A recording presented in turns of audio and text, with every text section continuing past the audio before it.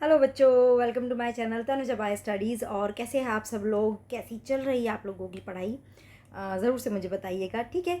तो हम स्टार्ट करते हैं वापस से हमारा chapter, that is the microbes in human welfare. और उसमें आज लास्ट टॉपिक को हम कवर अप करने वाले हैं। इससे प्रीवियस चैप्टर में हमने बायोगैस का कैसे प्रोडक्शन होता है, सीवेज ट्रीटमेंट प्लांट क्या होता है, बीओडी क्या होती है, बहुत ही इंपॉर्टेंट जितने भी वर्ड्स हैं वो सब टर्म्स को हमने क्लियर किया। ओके, नाउ आगे बात कर लेते हैं microbes as a bio control agent, क्या क्या यूटिलाइजेशन होता है।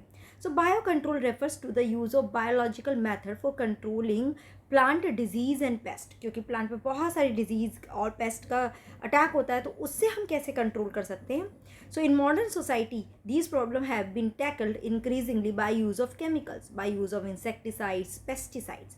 दीज केमिकल्स आर टॉक्सिक, है ना, यूज तो कर लेते हैं, but these are very toxic and extremely harmful to human being and animal alike and have been polluting our environment too, okay, like soil, groundwater, सब में pollution create कर रहा है। fruits, vegetables and crop plant, इन सब में भी वो accumulate हो जाता है, and when we consume तो हमें भी impact कर रहा है। यानी कि उससे हम पेस्ट को तो कंट्रोल कर सकते हैं, इंसेक्ट को कंट्रोल कर सकते हैं, बट उससे वो दूसरे साइड इफेक्ट्स जनरेट हो रहे हैं। So our soil is also polluted through our use of weedicides to remove the weeds, है ना। तो वीड्स को रिमूव करने के लिए वीडीसाइड्स जो यूज होते हैं वो भी पॉल्यूट कर देते हैं हमारी सॉइल को। वीड्स समझते हो ना, जो अनवांटेड प्लांट्स, छोटे छोटे से प्लांट्स, ग्रासेस उग जाती है, दैट इज वीड्स। तो अब हम कैसे कंट्रोल कर सकते हैं biologically without using any chemical. So biological control of pest and disease in agriculture, there is a method of controlling pest that relies on natural predation rather than introduce chemicals. समझे ना। तो predation, normally कोई insect pest का शिकार कर ले, उनको खा जाए, रादर देन हम कोई केमिकल डाले। So a key belief of organic farmer is that biodiversity further health. The more variety a landscape has, the more sustainable it is. Okay, मतलब जितने ज़्यादा different species उतना ही sustainable. So organic farmer therefore works to create a system where the insects that are sometimes called pests are not eradicated, but instead are kept at manageable level by a complex system of checks and balance within a living and vibrant ecosystem. क्या बोलना चाह रहा है इसका मतलब कि देखिए, हर species का इस इकोसिस्टम में कुछ ना कुछ रोल है। अगर हम पूरे पेस्ट को टोटल इराडिकेट करें तो कहीं ना कहीं इकोसिस्टम थोड़ा सा डिस्टर्ब हो ही जाएगा, राइट। क्योंकि फूड चेन में वो कहीं ना कहीं एक रोल प्ले कर रहा है, तो फूड चेन में उसका प्लेस खाली हो जाएगा, तो डिस्टर्ब हो सकता है। तो ये क्या कह रहे हैं ऑर्गेनिक फार्मर, क्या बिलीव करते हैं, हम उसे टोटल रिमूव करने के बजाय उनके नंबर्स को कंट्रोल करके रखें, इतना कंट्रोल करके रखें कि हमें बहुत ज़्यादा लॉस या बहुत ज़्यादा हमें इम्पैक्ट ना हो। ओके, तो इतना मैनेजेबल लेवल पे उनको रखें। सो वो कैसे रखें? So contrary to the conventional farmer practice which open use chemical method to kill both useful as well as harmful life forms indiscriminately, ठीक है। जबकि कन्वेंशनली मतलब ट्रेडिशनली जो फार्मर क्या करते हैं, वो डायरेक्ट केमिकल डाल देते हैं, जिससे सॉइल में जो गुड माइक्रोब्स है वो भी किल करते हैं। उसका काम तो सिर्फ माइक्रोब्स को मारना है ना, या जितने भी पेस्ट है उनको मारना है। अब उसमें से जो प्लस वाले हैं वो भी वहाँ से मर जाते हैं। So this is a holistic approach that seek to develop an understanding of the webs of interaction between the myriad of organisms that constitute the field fauna and flora। मतलब पूरा फूड चेन का बात कर रहा है कि पूरी food chain या फूड वेब जो है उसको हमें समझना पड़ेगा। हर ऑर्गेनिज्म का दूसरे के साथ क्या इंटरेक्शन है वो समझना पड़ेगा, कैसे ये सब मिलकर फ्लोरा एंड फौना बनाते हैं, प्लांट और एनिमल का पूरा इंटरेक्शन समझना पड़ेगा। तो हम ऐसे ही हर किसी को नहीं किल कर सकते हैं। So, the organic farmer hold the view that the eradication of creatures that are often described as pests is not only possible but also undesirable. For without them, the beneficial predatory and parasitic insect which depend upon them as a food or host would not be able to survive. समझ रही हो ना? अगर paste जो किसी और के लिए, जो हमारे लिए यूज़फुल ऑर्गेनिजम्स हैं, उनका खाना है, अगर हमने पेस्ट को टोटल इरेडिकेट कर दिया तो जो यूज़फुल है, जो इन पेस्ट पे डिपेंड करते थे, वो भी कहीं ना कहीं इनडायरेक्टली मर जाएंगे। तो एक तरह से हम यूज़फुल को भी मार रहे हैं। तो इसलिए हम टोटली इसको नहीं रिमूव कर सकते। मतलब लाइक प्रे, है ना, they are acting like a prey, तो हम प्रे को टोटली रिमूव नहीं कर सकते। अगर प्रे पूरा हटा दिया तो प्रेडेटर्स भी मर जाएंगे। Okay, so thus the use of biocontrol measures will greatly reduce our dependence on toxic chemical and pesticides An important part of biological farming approach is to become familiar with the various life forms that inhabit the field, predator as well as pest, and also their life cycle. मतलब सबको manage करके रखें, pattern of feeding and the habit that they prefer. This will develop appropriate means of biocontrol. बस थोड़ा control करके रखें. The very familiar beetle with red and black margin, the ladybird, and dragonflies are useful to get rid of aphids and mosquitoes. अब ध्यान रखना पड़ेगा, lady bird and dragon fly किसको खाते हैं? एफिड्स एंड मॉस्किटोज को खाते हैं respectively. An example of microbial biocontrol agent that can be introduced in order to control butterfly caterpillar is the bacteria Bacillus thuringiensis. Okay, तो अगर हम Bacillus thuringiensis को इंट्रोड्यूस करेंगे तो वो कैटरपिलर को कंट्रोल करके रखेगा, है ना, क्योंकि कैटरपिलर हमारी सारी लीफ खा जाती है. एक तो पहला वाला ये तरीका है. ओके, दूसरा पर्टिकुलरली हमें स्पेसिफिकली सबके लिए यूज़ करना होगा. These are available in sachet as a dried spores, है ना. बैसिलस thuringiensis के क्या होते हैं? स्पोर्स की फॉर्म में ये हमें मिलता है सैशे में, है ना. इसको जस्ट हम वाटर के साथ मिक्स करेंगे and sprayed onto the vulnerable plants such as brassicas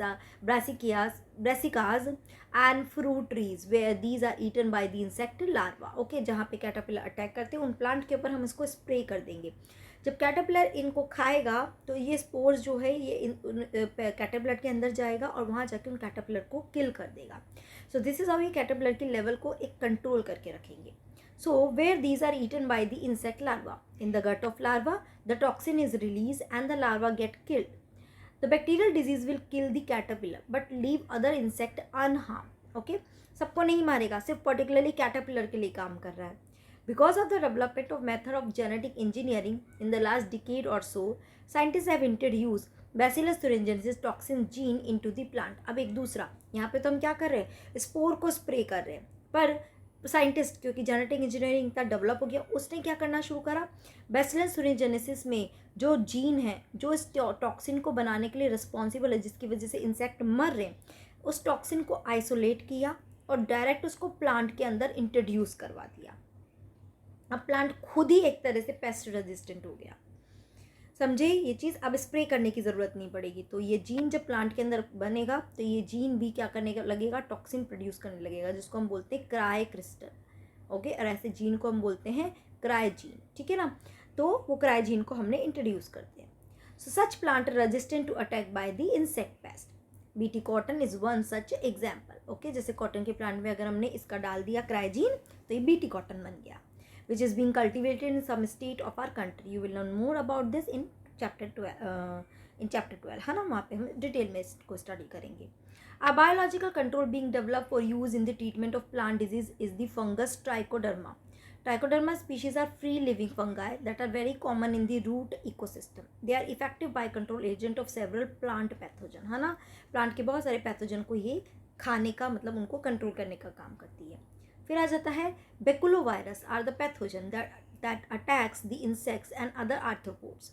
The majority of baculovirus used as a biocontrol agent are in genus Nucleopolyhedrovirus. देखो ये it is itself a pathogen, but ये किसको खाता है? इंसेक्ट और आर्थ्रोपोड्स को खाता है. तो अगर हम इसको यूज़ करेंगे तो इंसेक्ट और आर्थ्रोपोड से हम बच सकते हैं.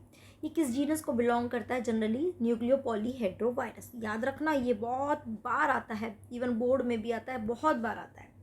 These viruses are excellent candidate for the species specific narrow spectrum insecticidal application. मतलब पर्टिकुलर एक के लिए ही काम करेगा. They have been shown to have no negative impact on plant, mammal, bird, fish and even on non-target insect.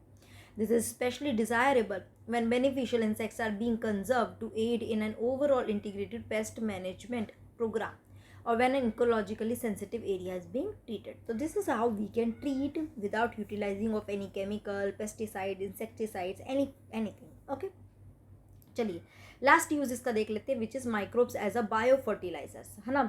ये तो क्या कर रहे हैं? ऊपर वाले माइक्रोब्स को कंट्रोल कर रहे हैं. नीचे वाले माइक्रोब्स कुछ ऐसे हैं जो एक फर्टिलाइजर की तरह भी एक्ट करते हैं. हम केमिकल फर्टिलाइजर यूज़ करते हैं which is also not good, तो हम बायो फर्टिलाइजर्स यूज़ कर सकते हैं. ठीक है.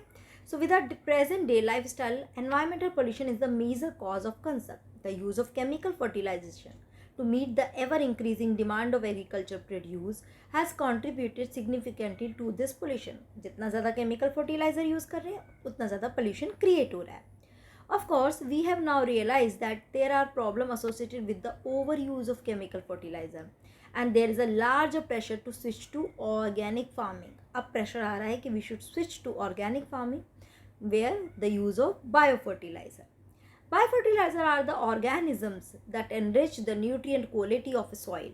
The main source of biofertilizer are bacteria, fungi and cyanobacteria. ना ये कुछ organism को हम use करते हैं जो पूरे soil की quality को enrich करता है, plant की growth को बढ़ाता है, yield अच्छा produce करवाता है. You have studied about the nodule on the root of leguminous plant formed by the symbiotic association of rhizobium. ये बहुत बार आपने पढ़ा होगा, सुना होगा कि लेग्यूम प्लांट की रूट में राइजोबियम मिलता है एज अ सिम्बायोटिक एसोसिएशन, है ना. पहला हमने क्या पढ़ा है, राइजोबियम. सो ये क्या करते हैं, these bacteria they fix the atmospheric nitrogen into organic form. तो ये क्या करते हैं, नाइट्रोजन को लेते हैं और ऑर्गेनिक फॉर्म में कन्वर्ट कर देते हैं so that it can be utilise. Okay, which is use by the plant as a nutrient. Other bacteria can fix atmospheric nitrogen, right. अब याद रखना राइजोबियम कैसा मिलता है, सिम्बायोटिक में मिलता है. मतलब कि क्या, प्लांट की रूट के अंदर ऐसे नोड्यूल बन जाते हैं, उस नोड्यूल के अंदर ही मिलता है. बट कुछ ऐसे भी होते हैं जो फ्री लिविंग होते हैं, जो डायरेक्ट बस सॉइल में रहते हैं, प्लांट के साथ एसोसिएट नहीं होते हैं, सॉइल के अंदर ही फ्रीली प्रेजेंट होते हैं, किसी के साथ कोई सिम्बायोटिक एसोसिएशन नहीं होता है, but they are also able to do the nitrogen fixation. For example Azospirillum and Azotobacter. Very important question, यहाँ पे फ्रेम होता है, याद रखना. Thus enriching the nitrogen content of the soil. तो सॉइल में नाइट्रोजन मतलब एटमोसफियर से नाइट्रोजन ले लेके उसे फिक्स करके सॉइल में डाल देते हैं. पहला हो गया. दूसरा हम बात करते हैं किसकी, फंगस की बात करते हैं, fungi, which is also known to form the symbiotic association with plant mycorrhiza. ये भी हम बहुत बार पढ़ चुके हैं.